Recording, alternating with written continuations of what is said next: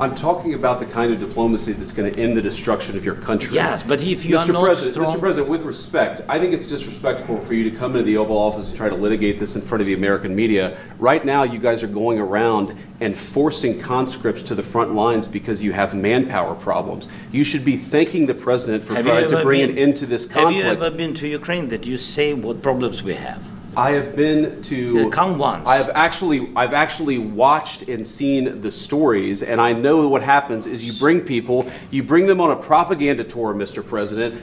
Do you disagree that you've had problems bringing people into your military? We have problems. And do you think that it's respectful to come to the Oval Office of the United States of America and attack the administration that is trying to prevent the destruction of your country? A lot of questions. Let's start from the beginning. Sure. First of all, during the war, everybody has problems, even you, but you have nice ocean and don't feel now, but you will feel it in the future.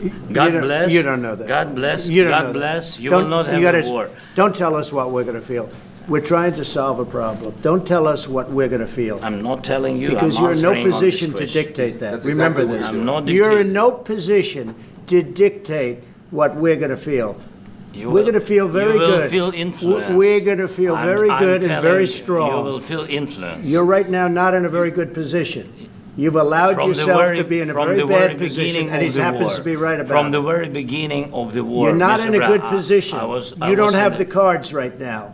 With us, you start having cards. Playing cards. But right now, you don't. Yeah, you're playing cards. Mr. President. You're playing cards. Serious. You're gambling with the lives of millions of people. You're gambling with World War III. You're gambling with World War III.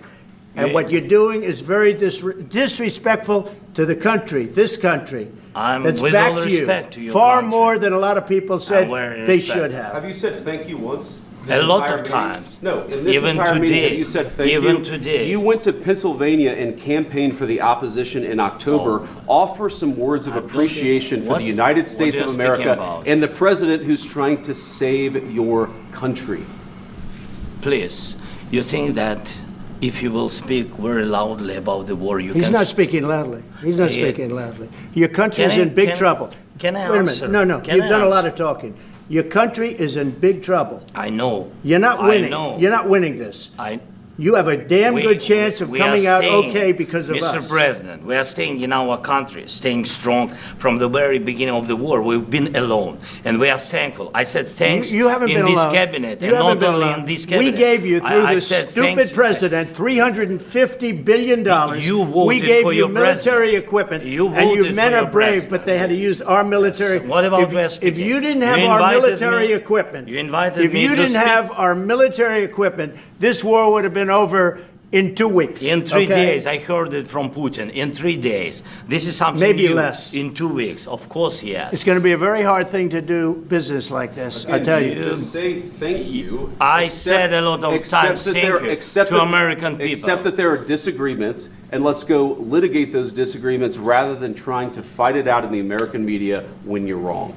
We know that you're wrong. But you see, I think it's good for the American people to see what's going on over here. I think it's very important. That's why I kept this going so long. You have to be thankful. You don't have the cards. Thankful.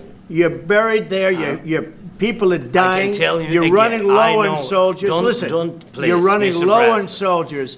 It would be a damn good thing. And then you tell us, I don't want a ceasefire. I don't want a ceasefire. I want to go and I want this. Look.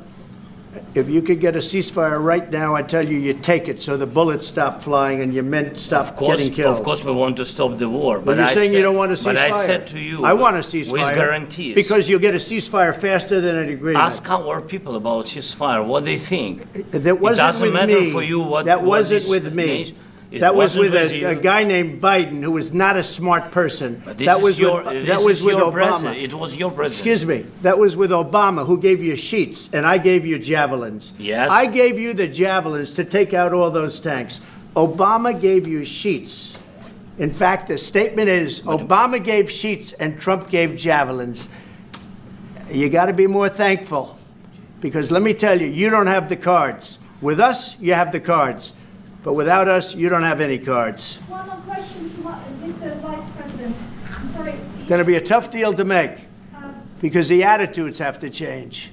What if Russia breaks ceasefire? Download Tribun X sekarang. Menghadirkan lokal menjadi Indonesia.